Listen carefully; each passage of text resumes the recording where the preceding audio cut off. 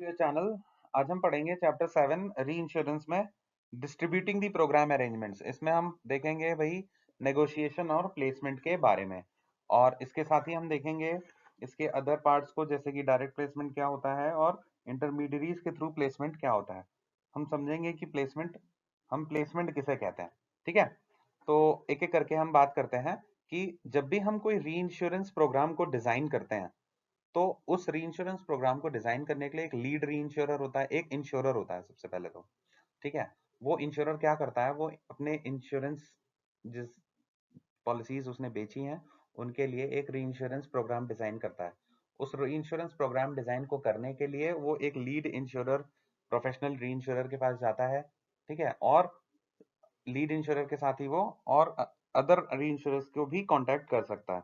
ठीक है, और ये कांटेक्ट की जो प्रोसीजर होता है इसमें वो डायरेक्टली भी कांटेक्ट कर सकता है और थ्रू ब्रोकर्स के थ्रू भी कर सकता है। तो यही सारी चीजें हम इसमें देखने वाले हैं। अब जब वो खुद कांटेक्ट करता है या ब्रोकर के थ्रू कांटेक्ट करता है, तो ऐसा तो नहीं है कि जब कोई इंश्योरेंस कंपनी अपने री इंश्योरेंस प्रोग्राम को सोचती है, देखिए बहुत बेसिक कॉन्सेप्ट है कि मैं जो सोचता हूं क्या वो हर बार वही होता है। ठीक है, मैं जो सोच रहा हूं कि मैंने ये प्रोग्राम बनाया, कंपनी ने प्रोग्राम बनाया कि देखो हम ऐसा करेंगे कि दो कंपनी से बात कर लेते हैं और अपना 30% इनको री इंश्योरेंस में दे देते हैं और 30% इनको री इंश्योरेंस में दे देते हैं, और ये सो एंड सो रेट पे हम री इंश्योरेंस को दे देते हैं, और ऐसे ऐसे करके नेगोशिएशन कर लेते हैं, मतलब हो जाएगा, ठीक है, सब सही है। तो हम एज एन इंश्योरर जो सोचते हैं वो हर बार कल्मिनेट हो, इट इज नॉट नेसेसरी। तो इसके लिए क्या पार्ट होता है, इसके लिए पार्ट होता है कि भाई नेगोशिएशन चलती है। नेगोशिएशन चलती है, आप कुछ सोच रहे हो लेकिन री इंश्योरर का जो पॉइंट ऑफ व्यू है दैट कुड बी डिफरेंट। ठीक है, री इंश्योरर आपके प्रोग्राम को अप्रूव कर भी सकता है और उसमें कुछ ट्वीकिंग करके, कुछ चेंजेस करके उसको थोड़ा सा बहुत चेंज भी कर सकता है। तो ये होता है हमारा नेगोशिएशन और प्लेसमेंट का कॉन्सेप्ट। ठीक है, कि वही नेगोशिएशन किया, अब नेगोशिएशन के बाद प्लेसमेंट किया। ठीक है, तो ये जो इन्वॉल्वमेंट है जिसमें हम एज एन इंश्योरेंस कंपनी री इंश्योरर को भी इन्वॉल्व करते हैं, उससे होता क्या है, उससे हमारे प्रोग्राम को थोड़ी स्ट्रेंथ मिलती है। क्यों? क्योंकि देखिए, क्योंकि अगर एक इंश्योरर है उसको री इंश्योरेंस का भी नॉलेज मिल गया, री इंश्योरर का भी नॉलेज मिल गया, और एक जो डिसीजन मेकिंग है वो बेटर हो सकती है, पॉइंट ऑफ व्यू चेंज हो सकते हैं, नॉलेज शेयरिंग हो सकती है, बहुत सारी चीजें हो सकती हैं। ठीक है, तो प्लेसमेंट कैसे होगा, कैसे कवर्स डिजाइन करने हैं, वो सारी चीजें हम इसमें थ्रू नेगोशिएशन कर सकते हैं। ठीक है, तो नेगोशिएशन इज लाइक हम जो सोच के जा रहे हैं वो हो नहीं रहा है। ठीक है, 100% वो नहीं हो रहा, अगर उसमें कोई भी चेंजेस हो रहे हैं, नेगोशिएट कर रही है री इंश्योरर, तो वो हमारा नेगोशिएशन का पार्ट हो गया। अब जब नेगोशिएशन होते हैं तो कुछ चीजों का ध्यान रखना होता है कि क्या क्या पॉइंट्स हमें ध्यान रखने हैं नेगोशिएशन करते हुए। देखिए, हर चीज नेगोशिएबल नहीं होती किसी भी कॉन्ट्रैक्ट में, नॉट एवरीथिंग इज नेगोशिएबल। आप कुछ चीजों में झुकोगे लेकिन 100% चीजों में आप एज एन इंश्योरर आप नहीं झुकोगे।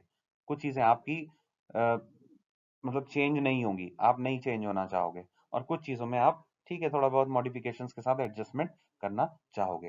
तो अब देखते हैं कि वो कौन सी चीजें होती हैं जब नेगोशिएशन करते हैं, तो किन किन चीजों का हमें ध्यान रखना पड़ता है। ठीक है,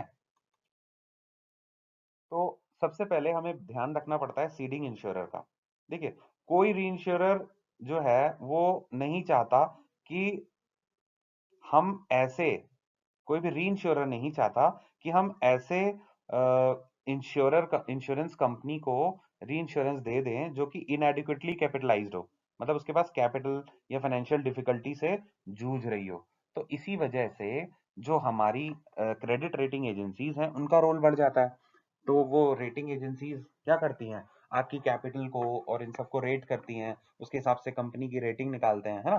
तो उसके हिसाब से ही आपकी जो रीइंश्योरेंस कैपेबिलिटी है वो जज होती है। तो सबसे पहले बात आती है हमारी सीडिंग इंश्योरर की, मतलब सीडिंग इंश्योरर की जो कैपेसिटी है, जो कैपिटल है, उसको हमें देखना होता है। ऐसा तो नहीं है कि वो कोई ऐसी कंपनी है जो inadequately capitalized है and that can prove mishap for री इंश्योरर्स ऑल्सो, है ना। ऐसा नहीं हो कि वो बहुत ज्यादा ऐसा बिजनेस, रिस्की बिजनेस ले ले और सिर्फ अपने आप को बचाने के लिए वो रिस्की बिजनेस लेते जाए और बाद में रीइंश्योरर भी मुश्किल में आ जाए। ठीक है, तो क्या नेगोशिएशन करते समय क्या देखेगा रीइंश्योरर? देखेगा कि भाई सीडिंग इंश्योरर जो है उसकी कैपिटल रिक्वायरमेंट्स क्या है। सेकंड वो देखेगा कि सीडिंग इंश्योरर की अंडरराइटिंग पॉलिसी क्या है। ठीक है, अब अंडरराइटिंग पॉलिसी का से आप क्या समझते हो? देखिए, अगर नॉर्मली जो सीडिंग इंश्योरर है वो नॉर्मली किस बिजनेस में है, नॉर्मली वो कैसे बिजनेसेस उठा रहा है और किन उसका जो बिजनेस प्रोफाइल है वो क्या है। ठीक है, वो देखना चाहेगा कि कौन से क्लास ऑफ बिजनेस वो रेगुलरली लेता है। प्लस इस समय जो वो रीइंश्योरेंस लेने आया उस रिस्क को वो जज करेगा कि क्या पहले उसने वो रिस्क लिया है, क्या कैपिटल पॉइंट ऑफ व्यू से वो रिस्क लेने लायक है, क्या एनॉर्मस वैरायटी ऑफ रिस्क ये लेता है।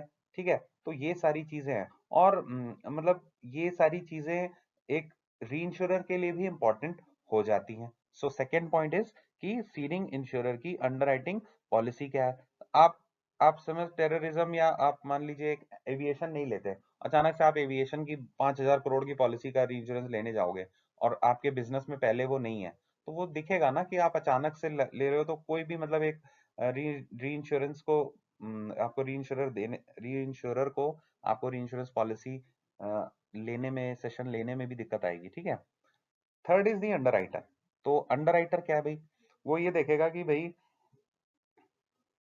जब भी री इंश्योरर एक्सेप्ट करता है किसी प्रोपोर्शनल ट्रीटी में, तो सीडिंग इंश्योरर के अंडरराइटर मतलब जो हमारा इंश्योरर है। देखिए, अंडरराइटर का क्या काम होता है? अंडरराइटर का काम होता है, मैं आपको बता चुका हूँ वीडियोस में, कि भाई वो ये देखता है कि भाई रिस्क लेने लायक है या नहीं, और लेने लायक है तो किस प्राइस पे लेने लायक है।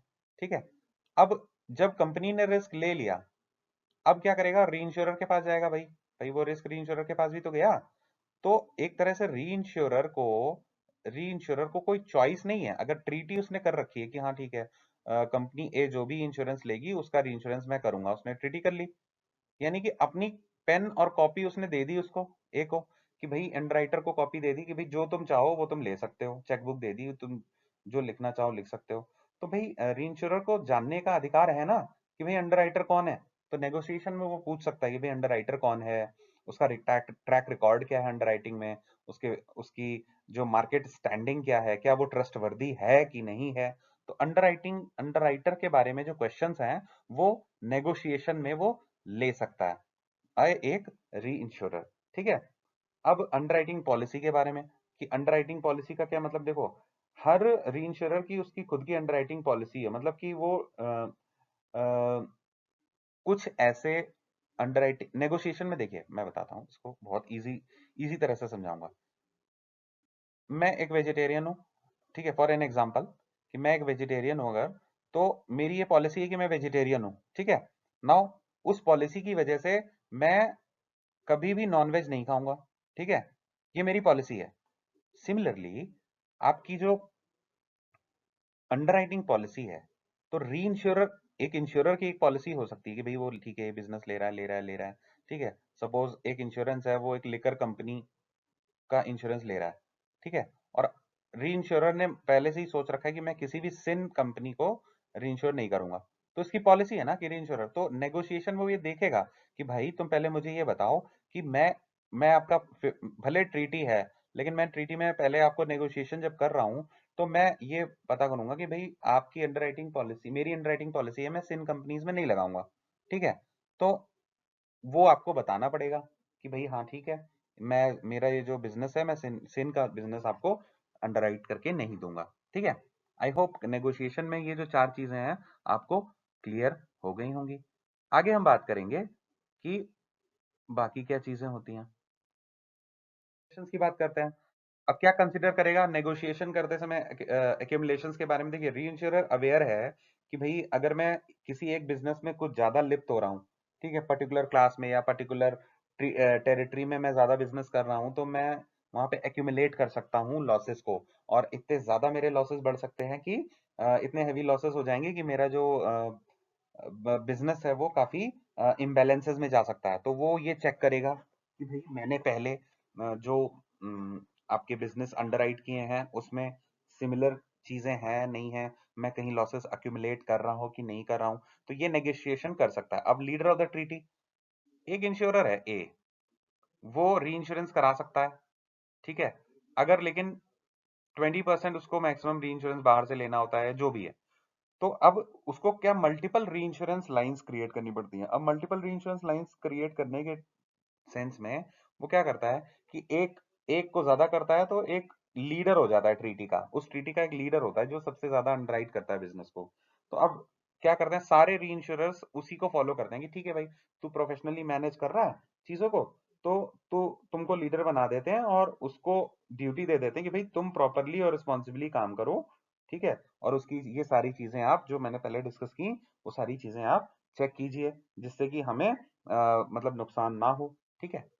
अब इस रेसिप्रोसिटी रिक्वायर्ड, देखो जो कुछ सीडिंग इंश्योरर्स होते हैं, तो वो रेसिप्रोसिटी ट्रीटी इंश्योरर से करते हैं, मांगते हैं, क्योंकि होता क्या है कि देखो, रेसिप्रोसिटी का मतलब सिंपल है कि मैंने आपको प्रीमियम दिया, इसके बदले में आपके कंट्री का भी कोई बिजनेस मेरे को दे दीजिए, उसका रिस्क मैं उठा लेता हूँ, चलो कोई बात नहीं, मेरा कुछ डॉलर्स यहाँ से आपके पास चले गए, अब कुछ डॉलर्स आप मुझे दे दीजिए, आपका कुछ बिजनेस मैं रेसिप्रोसिटी में अंडरराइट कर लेता हूँ, तो हम लोग क्या है कि सेट ऑफ कर लेते हैं एक दूसरे को, ठीक है। तो आप थोड़ा मेरा लीजिए, थोड़ा आप क्या नाम है बिजनेस मेरे को दे दीजिए। तो इस केस में अगर यहाँ पे लॉसेस होंगे तो आपको मुझे आप दे दो ना, और अगर आपकी कंपनी के कुछ लॉसेस होंगे और इंश्योरेंस की जरूरत पड़ेगी तो मैं आ जाऊंगा, ठीक है। तो उसी प्रोपोर्शन में वो करते हैं जिस प्रोपोर्शन में आप अ, आपका जो बैलेंस है वो मेंटेन रहे, ठीक है। उसके बाद सीडिंग री इंश्योरेंस के रिटेंशन की बात, देखो सारे री इंश्योरर इंश्योर करना चाहते हैं कि सीडिंग इंश्योरर का जो रिटेंशन है वो सफिशिएंट साइज का हो। क्यों?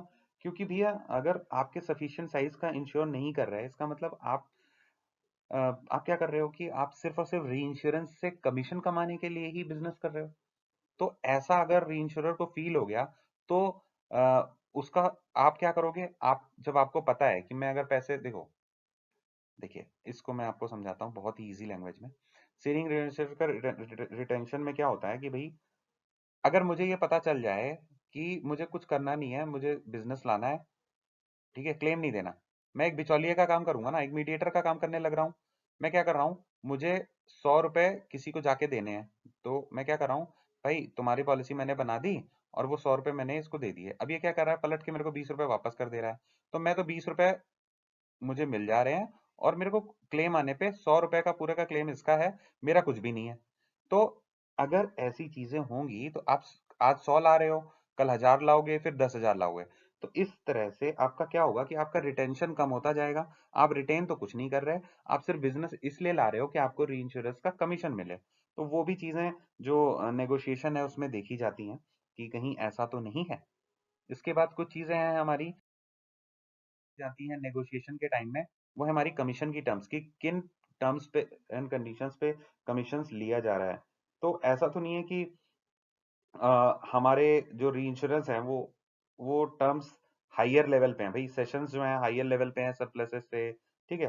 तो सिंपल है कि अगर हम कमीशन ज्यादा देने लगेंगे, ठीक है, कमीशन हमें ज्यादा मिलने लगेगा, तो एक इम्बैलेंस क्रिएट हो जाएगा, और हम कमीशन ज्यादा देंगे तो भी एक इम्बैलेंस क्रिएट हो जाएगा। तो भाई जो सफिशिएंटली मैनेज्ड आपका कमीशन टर्म्स होनी चाहिए, जिससे कि हमारे सेशन जो इन री इंश्योरेंस को सेशन कर रहे हैं हम, ठीक है, उसमें भी दिक्कत नहीं आए, और हमारे क्लेम्स के टाइम पे कोई एडवर्सिटी भी क्रिएट ना हो, ठीक है। तो ये हमें ध्यान रखना पड़ेगा।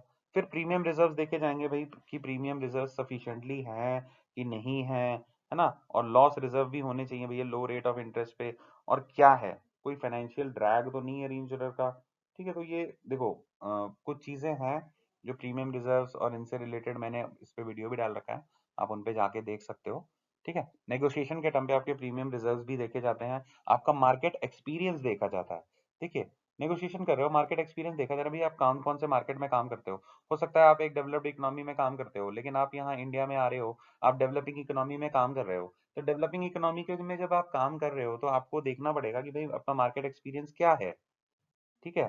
आपकी कंट्री की रेटिंग क्या है, सॉवरेन रेटिंग है या क्रेडिट रेटिंग एजेंसीज ने उस कंपनी को क्या दिया है, मतलब क्या रेटिंग एजेंसीज दी हैं। तो हमारे जितने भी इन्वेस्टमेंट ग्रेड हैं या बीबी प्लस रेटिंग के नीचे हैं, है ना, तो उनको कैसे आप ट्रीट करोगे, वो सारी चीजें इसमें देखी जाती हैं। ठीक है, ये हमारा हो गया हमारा नेगोशिएशन के टाइम पे मार्केट एक्सपीरियंस से रिलेटेड। देखा जाता है कि कौन से फॉर्म्स ऑफ री इंश्योरेंस है। अब देखिए, फॉर्म्स में ऑलरेडी डिस्कस कर चुका हूँ कि सरप्लस ट्रीटी होती है, कोटा शेयर ट्रीटी होती है, ठीक है, वेरिएबल कोटा शेयर ट्रीटी क्या होता है, ठीक है, फैकल्टेटिव री इंश्योरेंस होता है, ऑब्लिगेटरी ट्रीटीज होती हैं, एक्सेस ऑफ लॉस। तो ये सारी चीजें कैसे वर्कआउट करती हैं, कौन सा है आप बिजनेस कर रहे हैं और आपने जो री इंश्योरेंस ले रहे हो, नेगोशिएशन कर रहे हो, तो कौन सी ट्रीटी, क्या चीजें आप यूज कर रहे हो। ठीक है, नेक्स्ट है हमारा रेसिप्रोकल नेगोशिएशन, वही रेसिप्रोसिटी वाली बात जो मैंने आपको अभी थोड़ी देर पहले बताई। ठीक है, तो रेसिप्रोकल नेगोशिएशन में कुछ नहीं होता, एक ट्रेडिंग करते हैं ये, और हमारी जितनी भी आउटवर्ड ट्रीटीज हैं, ठीक है, उनको वैल्यू करते हैं और इनवर्ड ट्रीटीज उसी हिसाब से मैनेज कर देते हैं, जिससे कि हमारा प्रीमियम लॉस कम हो और आप सफिशिएंटली हमारा जो क्या नाम है, आप कवर्ड रहें। ठीक है, मतलब हमारा नुकसान नहीं होने पाए प्रीमियम का। ठीक है, नेक्स्ट हम बात करेंगे प्लेसमेंट्स की। आई होप नेगोशिएशन में क्या क्या चीजें देखी जाती हैं मैंने आपको कवर कर दिया, और कोशिश की है कि आपको इजी लैंग्वेज में समझा सकूं। प्लीज आप मुझे कमेंट सेक्शन में जाके जरूर बताइएगा। ये वीडियो मैंने थोड़ा फास्ट बनाया है, बट हाँ, चीजें मैंने आपकी डे टू डे लैंग्वेज में जैसे आपको समझ में आ सकें, मैंने समझाने की कोशिश की है। नेक्स्ट हम बात करेंगे कि डायरेक्ट प्लेसमेंट क्या होता है। हम देखिए बात करेंगे कि कैसे आप नेगोशिएट करने के बाद उस रीइंश्योरेंस प्रोग्राम को कैसे डील करोगे, कहाँ से उठाओगे। लोकल मार्केट पूल से आप उठा सकते हो। देखिए, जबकि हमारा रीइंश्योरेंस प्रोग्राम है वो ऐसे डिजाइन किया गया है कि भाई हमारा बेस्ट एडवांटेज मिले इंश्योरर को। ठीक है, मगर हमें ये भी ध्यान रखना है कि हमारे जो नेशनल मार्केट है, क्योंकि इंडिया की कंपनी है और वो विदेश से ले रही है, कैसे भी ले रही है, तो एज एन होल एक इंडिया की सॉवरेनिटी पे बात आती है, क्योंकि यहाँ हजारों करोड़ लाखों करोड़ रुपए स्टेक पे लगे रहते हैं। तो हमें ये देखना है कि कोई कॉमन एक्शन ऑल इंश्योरेंस मिल के करें, तो एक नेशनल अंडरराइटिंग कैपेसिटी बनाते हैं, रिटेंशन बनाते हैं, उसमें आप जाके अपनी पॉलिसीज को री इंश्योरेंस डिजाइन में लेके जा सकते हो। ठीक है, नेक्स्ट होता है हमारा ग्रुप अंडरराइटिंग एंड रिटेंशन। देखिए, जैसे हम बैंक्स में करते हैं कि सिंडिकेट बना देते हैं, हमें कोई बड़ा लोन पास करना होता है तो हम क्या करते हैं, एक लीडर बना देते हैं, जैसे स्टेट बैंक को लीडर बना दिया, और 1 लाख करोड़ का अगर लोन किसी कंपनी को लेना है, ठीक है, तो क्या करते हैं कि वो 1 लाख करोड़ का पूरा जिम्मेदारी ले लेता है एसबीआई। लेकिन अब एसबीआई अपने पूरी बुक्स में लेना नहीं चाह रहा, तो वो क्या करेगा, वो छोटे छोटे बैंक्स को भी इन्वॉल्व कर लेगा कि ठीक है भाई, मैं 1 लाख करोड़ एक साथ नहीं दे सकता, और क्योंकि अगर मैं 1 लाख करूंगा तो एक सिंगल बुक में दिखेगा वो, तो वो क्या करता है कि मल्टीपल बैंक्स के साथ एक सिंडिकेट बना के करता है। तो सिमिलर काम है यहाँ पे री इंश्योरेंस में कि ग्रुप अंडरराइटिंग करते हैं, तो ग्रुप अंडरराइटिंग करते हैं तो रिटेंशन बढ़ जाता है। इंश्योरर्स का क्या है कि छोटे छोटे इंश्योरेंस मिलके ढेर सारे, वो एक बड़ा री इंश्योरेंस को ले सकते हैं। ठीक है, तो ये एक कॉमन सी चीज है जो आजकल देखी जा रही है। और प्रोफेशनल री इंश्योरेंस के साथ प्लेसमेंट करना, देखिए प्रोफेशनल री इंश्योरेंस जो होते हैं वो 100% प्रीमियम या 100% प्रॉफिट रेसिप्रोसिटी तो नहीं देते। ठीक है, तो लगता है कि भाई हम 100% जब आप दे नहीं रहे हो, तो हम आपको क्यों अपना फर्स्ट सरप्लस ट्रीटी दें या वो सारी चीजें हम आपको प्रोवाइड करें। तो इसको मद्देनजर रखते हुए जब प्रोफेशनल री इंश्योरेंस की बात आती है, तो वो सबसे चीज जो करते हैं कि प्रोफेशनल री इंश्योरेंस हमें री इंश्योरेंस कैपेसिटी और अपनी एक्सपर्टीज और गाइडेंस देते हैं। ठीक है, तो उनके साथ अगर आप काम कर रहे हो, प्रोफेशनल री इंश्योरेंस के साथ काम कर रहे हो, तो गारंटी तो नहीं मिलेगी लेकिन एक्सपर्ट और गाइडेंस मिलेगा, नॉलेज मिलेगी, तो वो एक तरह का हमारा मतलब बेनिफिशियल रहता है थ्रू, अगर हम प्रोफेशनल री इंश्योरेंस के थ्रू प्लेस करते हैं। तो यहीं इसके साथ आपका जो चैप्टर 7 है वो भी कंप्लीट हो जाता है ना। कुछ छोटी छोटी चीजें इसमें आप देख लीजिएगा, न्यूमेरिकल्स और इंटरमीडियरीज के थ्रू आप इसमें खुद देख लीजिएगा, है ना, वो मैं कवर नहीं कर रहा हूँ। इंटरमीडियरीज के थ्रू जो आपका प्लेसमेंट होता है that is purely through brokers and all, so that is in fashion है ना, और वो होता भी है। लीड अंडरराइटर्स क्या होते हैं, वो सारी चीज़ें इसमें कवर्ड हैं। सिंगल पेज है तो मैंने अभी इसको मैं यहाँ पे लीव कर रहा हूँ, बट मेजॉरिटी मैंने कवर कर दिया आपकी direct placement and related things. So आपका काम हो जाएगा, एग्जाम में जो पूछा जाता है, जो क्वेश्चंस आए हुए हैं वो मैंने इसमें कवर कर लिए हैं।